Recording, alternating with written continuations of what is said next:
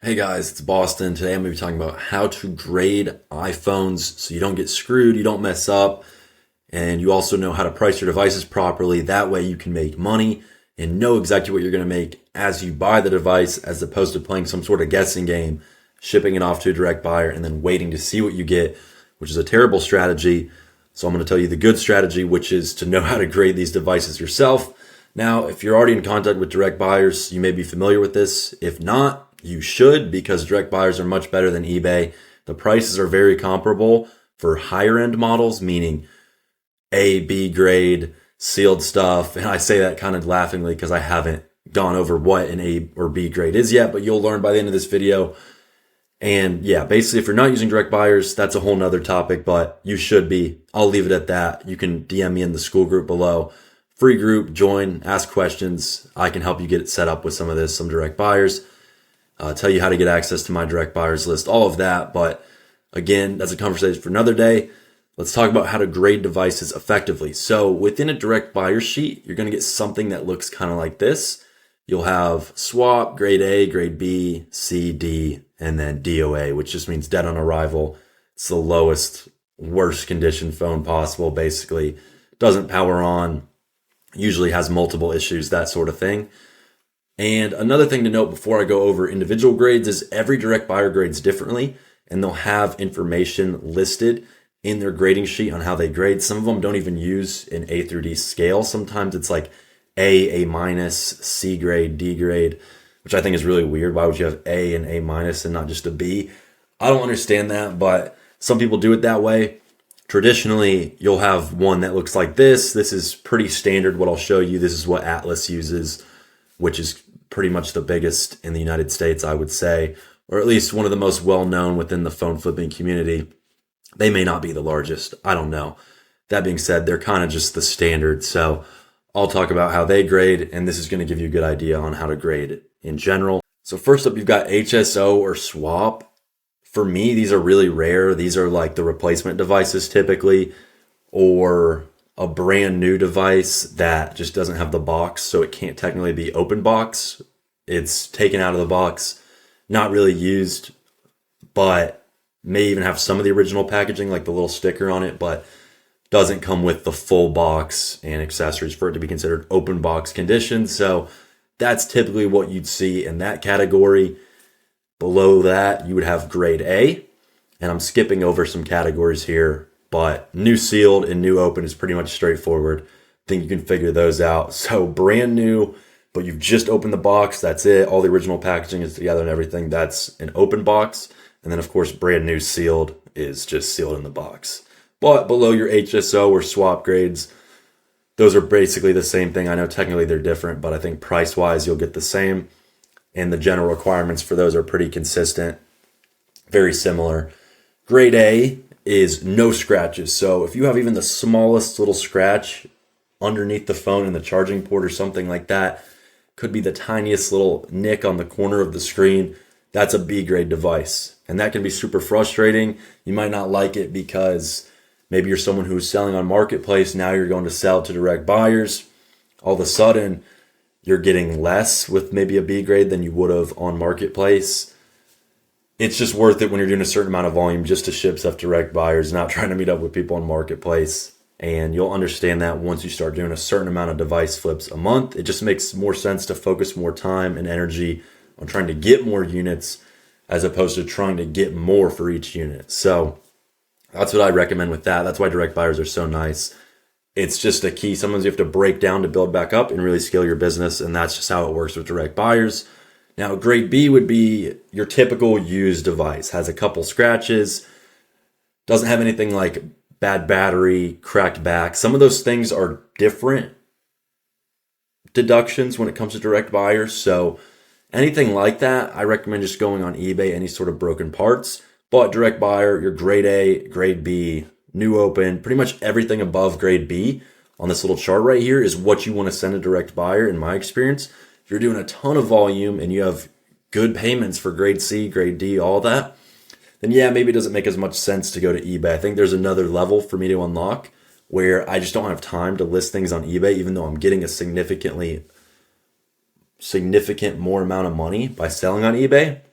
if I was doing 10 times the amount I'm doing now, I would rather just focus on getting more stuff and sending it away and making my life a lot easier, not having to list all that on eBay.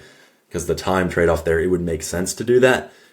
Just kind of how it did for me probably about a year ago, going from just Facebook marketplace sales to then selling on eBay and selling to direct buyers. So there's levels to it, of course, generally speaking. And for what I do and for what I teach people on the level to get to, of course, because I can only speak to what I've done, this is kind of the formula. You want to be selling grade B and above to direct buyer, and then some of the worst stuff sell on eBay because you'll make more for it. Now, your grade C would be cracked glass. As long as the LCD is good, I think sometimes you can get away with one little white spot, but any sort of black spots, lines through the screen, that's going to be grade D. It's going to be considered a bad LCD or just a bad screen in terms of a direct buyer. So if you are selling grade C stuff to direct buyer, understand how that works. And also you want to understand it that way. If you're not selling grade C stuff, you don't want to ship them something that you think is a grade B, but really is a grade C. And of course, you would think cracked screen, you can't screw that up. Well, heavy scratching is the one where you can really mess this up. And as someone who made this jump, I can totally relate to you. It sounds like the worst thing ever when you see a grade C price. Let's just say you're selling 15 Pro Max on Marketplace for $650, and then you go to sell it to a direct buyer. And scratches, it doesn't really matter that much when you're selling on Facebook Marketplace. People don't care. But you go to sell that to a direct buyer, all of a sudden it's 400 or something. And it could even be less than that. That's just off the top of my head example. That sounds awful. Well, $250, yeah, you don't want to make that kind of sacrifice. And that might be a bit extreme of an example for my end. Probably be something closer to 475, 500. I'd have to look at all the prices. And again, that was just a random example, but it would be significantly less. Grade B and A could even be less depending on how good you're doing on Marketplace, how long you're waiting for stuff to sell. So that can be a bit of a shock at first as well, but it's usually not too bad or right on par. But then you start going to grade C and it's a notable hit. And that's why I don't like selling anything for grade C price. I like to go eBay because I find that I get a bit closer to grade B after it's all said and done. That's because I do also have the eBay store plan, which limits my fees. I'm also top rated, so those help with the fees a good bit. Of course, eBay fees suck as well. But yeah, grade C, you want to avoid shipping grade C stuff to direct buyers, typically just because the price is going to be a significant drop off. A and B will be very similar, and then C is a big drop off, and then another drop off for D, and again for dead on arrival. So you want to understand how those work. I can even show this example. Hopefully you guys are able to see this, but 16 Pro Max, this was from a while back, but grade A, 925, grade B, 905, grade C is 725, grade D, 345, and then dead on arrival, 200. From grade C and below, you would make more selling all that on eBay for sure. And I have some examples here because the biggest thing in all of this is going to be scratches. Now, there's other things that direct buyers will deduct for, things you're probably aware of, battery health percentage, non-original parts, cracked back glass, among whatever other issues the phone may have. Those can all be deductions that a direct buyer will deduct separately. I think the way the grading scale is, it's just too difficult to factor in all those things. So grading is basically just on screen quality for the most part. Of course, grade A, there could be scratches on the back or body of the phone, which would go into effect. Generally speaking, the grading system, I'd say about 90% of it runs off of just the quality of the screen itself. And then there's extra deductions based on phone performance and all that. So here's what a grade A screen looks like. Of course, on the side, there's no blemishes, no issues, absolutely nothing. And the best way to actually get a good look at the scratches is just wipe it off with your shirt. It's better to do it with a cleaning towel or something like that. That way you actually get all the fingerprints off, all the debris off, and then hold it up in just some natural lighting or shine a flashlight on it. You'll be able to see the scratch as well after that. And that way you know what grade it is. And now sometimes it gets a little bit close. Like these grade Bs right here are probably some of the lower end grade Bs. Anything worse than these, and you're going to be risking a grade C. You'll get some from time to time that are right on that line, and it can be really difficult. And I'll skip ahead here just so this makes sense. Grade D is really easy to spot. There's some sort of noticeable discoloration or issue with the LCD itself. But grade C and grade B can be difficult. And this is something that sucks at first because you get one like this, and yeah, there's a lot of scratches, but they're small. They're not super deep, nothing super noticeable compared to these two. That's still going to be a grade C. And even one that's maybe not quite as bad as this, in between one of these and this, still going to go grade C. And as a general rule of thumb, if it's close, just throw it up on eBay. But after a certain amount of time, you'll get an eye for it. It also will depend on your direct buyer because everyone's different. So you got to maybe ship a few to see how they're grading it. And then you base your grading in the future off of how they grade it if you're going to continue working with them. I know that seems rather obvious, but it's just worth noting every direct buyer is going to be different and you want to figure out how they do it. This is just, again, a very generalized guide, but I would say it's industry standard on how things are graded. So again, this is about as close as you're going to get. These are photos I literally took from some overseas direct buyers price sheet. So this is exactly how they're doing it. A lot of the domestic United States buyers who are shipping to these guys are obviously going to be grading on the same scale because they're just a middleman for these overseas Hong Kong buyers. So that's why I use these images. This is straight from where most of these phones are ending up on how they are grading it themselves. So top of the food chain, we're somewhere towards the bottom.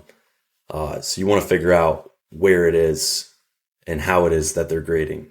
So that's why those images are nice. And as far as dead on arrival goes, just doesn't turn on. So pretty straightforward there, but understand dead on arrival, make sure there's no iCloud lock because iCloud lock, of course, will be graded differently. It's not going to cover you. They'll still find ways to do that. And if they can't tell if it's iCloud locked or not because it's dead, there's no way, especially with these eSIMs, you can't take out the SIM tray and read the IMEI. So there's no way to pull up a serial number or anything. Those would just automatically be considered iCloud locked. That's a really niche and rare situation, but I'll throw that in there as well. And that's basically it. I mean, that's the direct guide to grading. It's one of those things that does take time to build up a skill for. I would just reference these images as much as possible. I believe if you go to phoneflippers.com/direct-sales, you'll be able to reference this. And I even talked about some of this in the 6-hour free course on my channel as well. If you haven't seen that, it's linked below. The free community is linked below. If you have any questions, feel free to join, ask me. If you're also looking to scale a phone flipping business, I'm already at about 10K profit through the 25th of this month, and I got a lot more stuff to sell yet. Probably finish out the month with 11 to 12K profit, and I do this about every month. Very similar profit margins. If you're not quite at that level but want to get there, just send me a DM on school. I'll be happy to help you get there. We can talk about some things we can do to work together, but that's that. Hope you guys enjoyed the video. Leave a comment below. Let me know what kind of stuff you guys are struggling with in your phone flipping business, and I'll be happy to make a video on the topic because these videos aren't too hard for me to make, and I like helping other people out. So let me know. And again, thanks for watching, guys.